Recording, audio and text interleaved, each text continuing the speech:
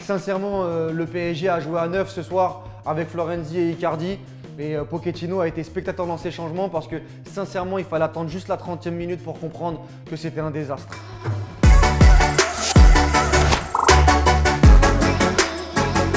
Premier flop côté PSG, c'est Mauro Icardi qui a été catastrophique. J'ai très rarement vu un numéro 9 faire une prestation aussi mauvaise en demi-finale de Ligue des Champions. Il a été à contresens pendant 60 minutes. J'ai pas compris pourquoi Pochettino, après sa première mi-temps désastreuse, il ne l'a pas sorti. Alors peut-être que Keane était diminué. On a vu l'histoire avec Mbappé. Mais sincèrement, jouer en trottinant, jouer de cette manière, être aussi inutile dans le jeu, c'est désespérant. Moi, je lui laissais un petit peu le bénéfice du doute. Mais là, Mauro, sincèrement, tu es beaucoup plus fort sur Instagram que sur un terrain de football et tu l'as montré ce soir. Le duo Florenzi, il faut parler de Florenzi qui a été cataclysmique de la première à la dernière minute. Il s'est fait manger par Foden, par Zinchenko, par Gundogan. C'est lui qui donne le ballon de but sur le deuxième. C'est lui qui se fait aspirer à la relance d'Ederson sur le premier. Devant notre écran de télé, on a même pensé à Dagba alors que Dagba n'est pas le meilleur latéral du monde. Sincèrement, le PSG a joué à 9 ce soir avec Florenzi et Icardi. Et Pochettino a été spectateur dans ces changements parce que sincèrement, il fallait attendre juste la 30e minute pour comprendre que c'était un désastre.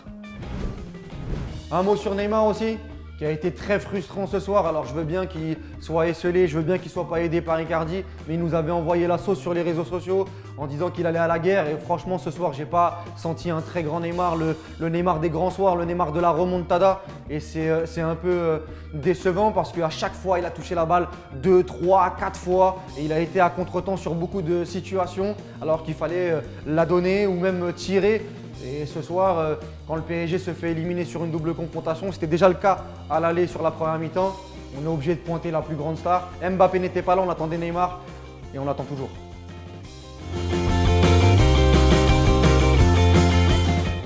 Le double buteur, le doublé de l'international algérien Riyad Mahrez, après avoir mis le but sur coup franc, un petit peu heureux à l'aller, il récidive, il met ce premier but dans les 10 premières minutes qui conditionne toute la rencontre et il met ce deuxième but pour tuer complètement le Paris Saint-Germain. Et même au-delà, on l'a vu faire des différences immenses sur Kimpembe en deuxième mi-temps. Il a été dans le bon ton. Mahrez a été l'un des grands hommes côté City.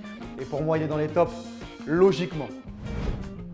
Un autre monstre côté City, c'est Ruben Dias. Ruben Dias qui a apporté une différence immense cette saison. Liverpool a eu Van Dijk, City a eu Ruben Dias et on a vu la sérénité, tous les ballons qu'il a amorcés aujourd'hui, tous les ballons qu'il a contrés. Il a été vraiment monstrueux à l'image de la semaine dernière. Déjà, il fait une double confrontation de très très haut niveau. Et si Manchester City a été aussi solide, bien entendu, il a été accompagné de Stones, de Walker et même de Zinchenko. Mais c'est en grande partie grâce à Ruben Dias qui est vraiment bluffant depuis le début de saison. Un petit mot sur Phil Foden.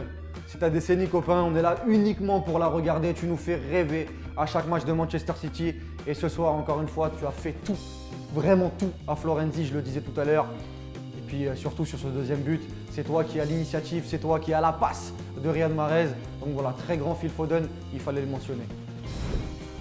Et un dernier mot, Verratti, parce qu'on le dit souvent, on est souvent à charge quand le PSG ne remporte pas ses matchs. Mais s'il y a un des joueurs qui a sorti la tête de l'eau aujourd'hui, notamment au milieu de terrain, c'est Marco Verratti, le seul qui dans ce milieu de Manchester City a réussi à créer des différences, à amener de la verticalité, même si sur la fin de match ça a été plus compliqué avec le rouge de Di Maria. Mais voilà, s'il y a un top à ressortir côté Paris Saint-Germain ce soir, pour moi c'est Marco Verratti.